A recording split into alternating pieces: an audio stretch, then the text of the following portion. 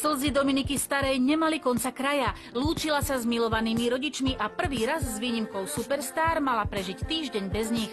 17-ročná slečna, ktorá nebola nikdy ani v škole v prírode, ani v tábore, mala veľkú obavu, ako pobyt na jazykovom kurze na Malte zvládne. Hneď po príchode do mestečka Saint-Julien však skonštatovala, je tu krásne. Mimochodom videli sme aj prezidenta Kuvajtu. A čo sa Dominika z angličtiny naučila? Používať tých frází. Ďalej som sa naučila tak už ani moc nepremýšľať nad tým, čo poviem, ale už rovno to povedať. A tak som sa tak odblokovala voči tej komunikácii. Áno, kedy si sa prestala trápiť, že si od rodičov? Tak to som sa neprestala trápiť celý pobyt. Ja som im stále volala, písali sme si.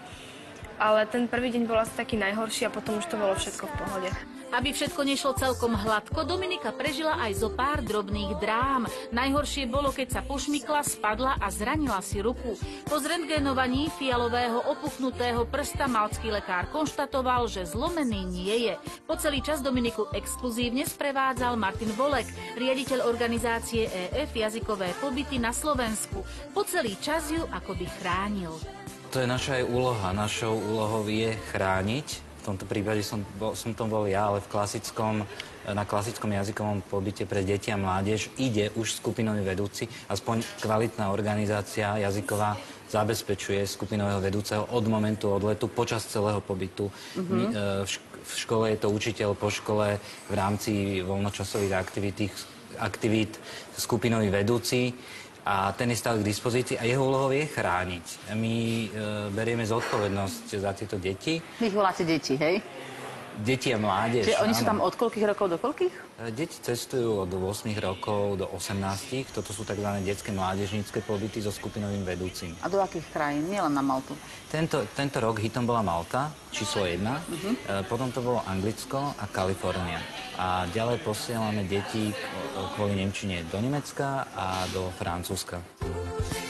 Študenti majú okrem výučby jazyka bohatý program. Každý večer nejaká aktivita. Popoludní majú prístup na súkromnú pláž, kde sa cudzí ľudia nedostanú. Môžu si zaplávať, občerstviť sa a venovať vodným športom.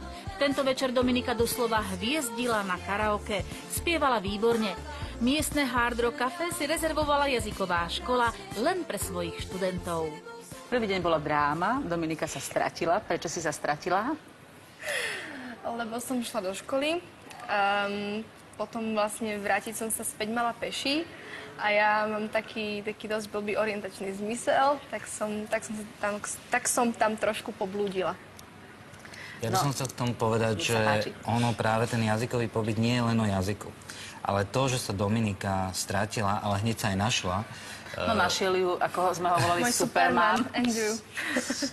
To bol jeden z tých skupinových vedúcich, áno, hej? Presne tak.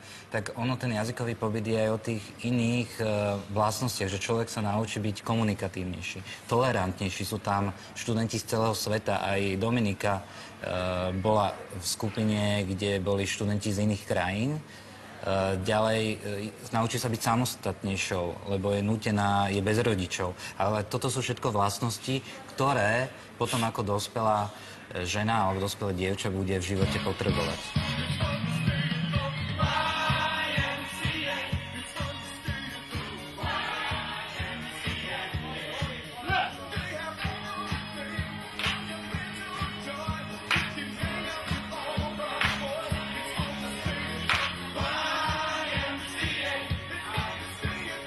Ja som si všimla na tebe, že napríklad na lodi ti prišlo trošku zlé, ale kým som ja stihla prísť za tebou, už ti bolo dobre a tancovala si tam vo výbornej nálade. Áno.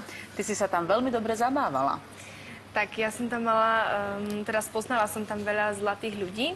To boli hlavne teda tí skupinoví vedúci, ja som si s nimi asi tak najlepšie rozumela. S nimi som stále spíkovala a ešte aj doteraz máme také dobré kamarátske vzťahy, píšeme si aj na internete spolu, komunikujeme, čiže aj tým sa mi zlepšuje tá angličtina, čiže to je super. Áno, Andrew sa staral, Andrew ti Andrew a Jason, oni dvaja boli. Tvoju ranu. A keď sa ti roztrhli šlapky, tak som si všimla, on zmizol a o 10 minút bol naspäť z noviny. Áno, Fantastický. veľmi zlatí boli, ja som im za to naozaj veľmi A vďačná. ty si myslíš, že oni sú ku všetkým deťom takýto, alebo len k Dominike, pretože prišla star zo Slovenska? Ako naša organizácia existuje 45 rokov. To svedčí o tom, že tí klienti a naši študenti sú spokojní. Ak by neboli spokojní, tak by sa k nám nevracali. Takže ku každému klientovi pristupujeme takto.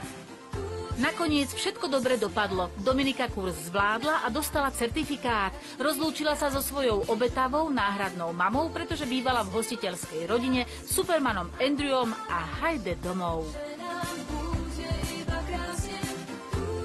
No a toto už komentár nepotrebuje.